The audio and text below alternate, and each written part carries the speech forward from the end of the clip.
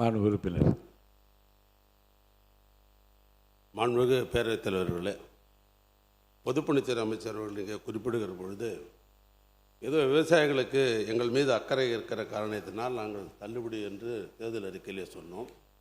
ஆட்சியில் இருந்த நீங்கள் விவசாயம் பற்றிய உங்களுக்கு கவனம் இல்லாத காரணத்தினால் நீங்கள் தேர்தல் அறிக்கையில் கடனை தள்ளுபடி செய்யவில்லை என்று சொன்னீர்கள் என்று ஒரு கருத்தை இங்கே அவர் பகிர்ந்து கொண்டார். ஆட்சியில் நாங்கள் இருந்த காரணத்தினால்தான் நிதித்துறை செயலாளரை கூப்பிட்டு இந்த விவசாயிகளுக்கு முழுமையாக கடன் தள்ளுபடி செய்ய வேண்டும் என்று நாங்கள் சொன்ன பொழுது விவசாயிகளை குறு விவசாயி, பெரிய விவசாயி என்று நாம் பிரித்து பார்க்க முடியாது. 2006 அப்பொழுது 7000 கோடி ரூபாய் இதே மாமன்றத்தில் தள்ளுபடி செய்கிற பொழுது கூட்டுறவு மற்றும் உணவுத்துறை அமைச்சராக இருந்து அந்த தள்ளுபடி செய்து இந்த மாமன்றத்தில் நான் தான் கொண்டு வந்தேன், அந்த தீர்மானத்தை கொண்டு வந்தேன். விவசாயிகளை பொறுத்தவரைக்கும் தமிழ்நாட்டில் சிறு விவசாயி, குறு விவசாயி, பெரிய விவசாயின்னு பார்க்கவே முடியாது. நான் அங்கு இங்கு இருப்பதற்காக இந்த கருத்தை சொல்லவில்லை. இப்போ என்ன நிலைமை? நீங்கள் சிறு விவசாயி, குறு விவசாயி என்று பிரித்த காரணத்தினால் விவசாயி போராடி கொண்டிருக்கிறான். இது எங்களுக்கு தெரிந்தது. நிதித்துறை செயலாளரை கூப்பிட்டு இப்படி தள்ளுபடி செய்யலாம் என்று நான் கேட்ட பொழுது ஏறத்தாழ 19,000 கோடி ரூபாய் தள்ளுபடி செய்ய முடியாது என்று சொல்லிவிட்டார்கள். நாங்கள் தொடர்ந்து மக்களுக்காக செய்து கொண்டிருக்கிற திட்டத்தை தொடர்ந்து நிறைவேற்ற வேண்டும் என்று சொன்னால் விவசாய பக்கத்திலே செய்ய முடியாது என்ற நிலைமை தான். போகிற இடங்கள்லாம் விவசாயங்களிடத்திலே சொன்னார்கள். நாங்களும் வேட்பாளராக நின்றவர்கள் தான். ஒரு விவசாய அந்த கட்சி சொல்லுகிறது, இந்த கட்சி சொல்லுகிறது, நிற்கிற கட்சியெல்லாம் சொல்லுது, நீங்கள் சொல்லவில்லை என்று எங்கள் மீது வருத்தப்பட்டார்கள். இல்லை என்று மறுக்க முடியாது. ஆனால் இங்கே பணம் இருந்தால் தானே, சட்டியில் இருந்தால் தானே ஆகப்பையில் வரும். ஆக பணமில்லை எங்களுக்கு தெரிந்த காரணத்தினால் அந்த நாங்கள் விவசாயி பிரித்து பார்க்கவில்லை. அதனால் நாங்கள் அதை தேர்தல் அறிக்கை சொல்லவே வேறொன்றுமல்ல.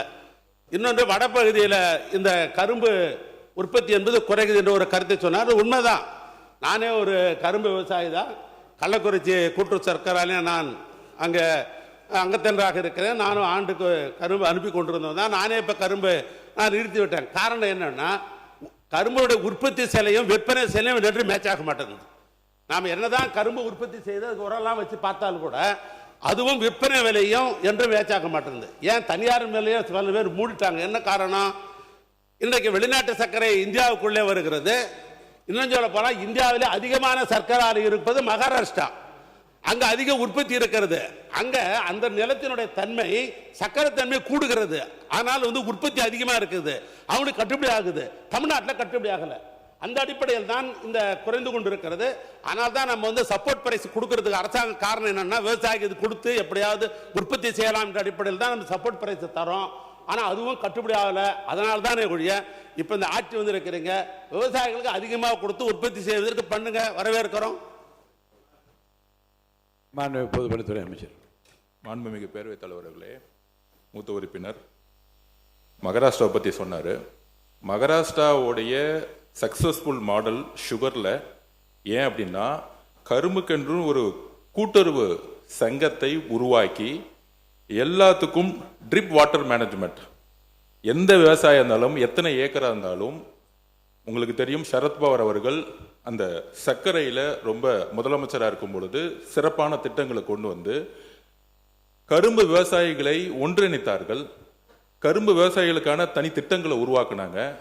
கரும்பு விவசாயிகளுக்கான ஒரு வாட்டர் மேனேஜ்மெண்ட் இரிகேஷன் ப்ராஜெக்டை உருவாக்குனாங்க. கூட்டுறவு சங்கத்தை உருவாக்குனாங்க.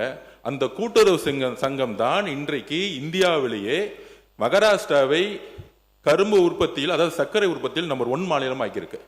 இந்த மாதிரி திட்டங்கள் கடந்த 5 வருடங்களில் உருவாக்கப்படாதனால தான் கரும்போடைய விளைச்சல் கிட்டத்தட்ட 100% 30% ஆயிருக்கு. அதுக்கு தான் இன்னைக்கு 4000 ரூபாய் முதல் முறையாக எங்களுடைய முதலமைச்சர் இந்த ஸ்கீமை அனௌன்ஸ் பண்ணியிருக்கிறார். கரும்பு விவசாயிகளுக்காக தான் அனௌன்ஸ் பண்ணியிருக்கார்.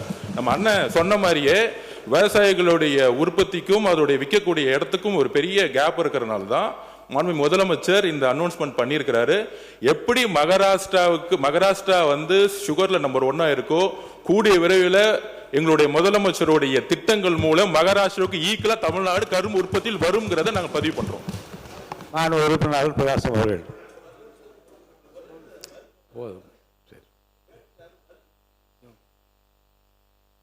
மாண்புமிகு பேரவைத் தலைவர்களே, மாண்புமிகு பொதுப்பணித்துறை அமைச்சர்கள் கரும்பு விளைச்சலை நாங்கள் குறைத்ததாக அவர் சொல்லுகிறார். ஆனால் கரும்பு விவசாயிகளுக்கு நாங்கள் எப்போ கொடுக்க வேண்டிய தொகை எல்லாத்தையும் முழுமையாக ஆண்டுதோறும் மாதந்தோறும் கொடுத்து விட்டோம். முற்றுமாக கரும்பு விவசாயிகளுக்கு எந்த இதுவுமே கிடையாது. அதே போல் கேட்ட தொகையும் கொடுத்து விட்டால் 4000 கொடுப்பதற்கு நாங்கள் அப்போ அறிவித்து இப்போ ஜிஓ போடாமல் விட்டாச்சு. அப்போ அந்த ஜிஓ இப்போ போட்டிருக்கீங்க, அந்த ஜிஓ இப்போ போட்டிருக்கீங்க 4000 ரூபாய்க்கு.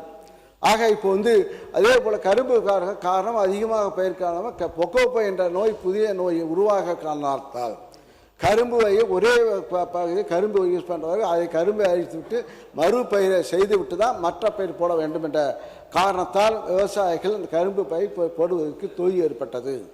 ஆக இப்போ ஏன்னா கரும்பு பயிர் போடுவதற்கு இப்போ பொக்கோப்பை என்ற நோய் வந்த காரணத்தால் அந்த கரும்பு அங்கே பயிர் செய்யும் காரணமே நானே 60 ஏக்கர் விவசாயம் கரும்பு விவசாயம் பண்ணவன். ஆனால் அந்த பொக்கோப்பை தாக்கம் ஏற்பட்டதாக இப்போ 10 ஏக்கரில் நாங்கள் விவசாயம் பண்ணுறோம். ஆக விவசாயிகள் மோட்டிவேஷன் பண்ண வேண்டிய இப்போ ஆட்சி புதிய ஆட்சி ஒரு பொறுப்பேற்ற மகாராஷ்டிராவில் பண்ணுறோம். அது வேற அந்த கிளைமேட்டு வேற. அங்கே உள்ள கிளைமேட் 12 டன் 12 இது வரும் ரெக்கவரி வரும். இங்கே நம்முடைய பயிருடைய மண்ணுடைய கிளைமேட்டுடைய தன்மை நம்முடைய கரும்பு பயிர் வருவதற்கு வாய்ப்பு, ரெக்கவரி அதிகம் வருவதற்கு குறைவு நம்முடைய மண் கிளைமேட்டு. அதனால் அது தாங்கக்கூடிய கரும்பு ஆராய்ச்சிகள் செய்து இருந்தாக முன்னேற்றம் வந்து கொண்டிருக்கிறது. அது வேளாண் கல்லூரி அதே போல் அதையும் செய்திட வேண்டும். அதே போல் இன்னொரு கோரிக்கை, இப்போது வேளாண் இந்த பட்ஜெட்டில் வேளாண் இங்கே பழைய பயிர்கள் விளைச்சல், அதாவது இப்போ பாரம்பரிய நெல்லுக்கு நீங்கள் முக்கியத்துவம் கொடுக்கவில்லை, இந்த பட்ஜெட்டில் அறிவிக்கலை. ஏன்னா பாரம்பரிய நெல்லுக்கு சுகர் இப்போது அதிகமாக சுகர் இருக்குன்னா சிவன் சம்பா என்ற நெல்லை நாங்கள் வேளாண் பல்கலைக்கழகத்தில் நாங்கள் இருக்கும்போது உற்பத்தி செய்து அதனுடைய சர்க்கரை தன்மைக்கு சர்க்கரை குறைவாக உள்ளார் சிவன் சம்பா, அதை சாப்பிட வேண்டும், உணவு உண்ண வேண்டும். அதுக்காக தான் நான் இருக்கும்போது வேளாண் பல்கலைக்கழகத்தில் அந்த புதிய அரிசி பிளே ஸ்டோர் மற்றும் ஆப் ஸ்டோரில் இருந்து பாலிமர் செயலியை QR கோடு மூலம் பதிவிறக்கம் செய்யுங்கள். செய்திகளை உடனுக்குடன் பெறுங்கள்.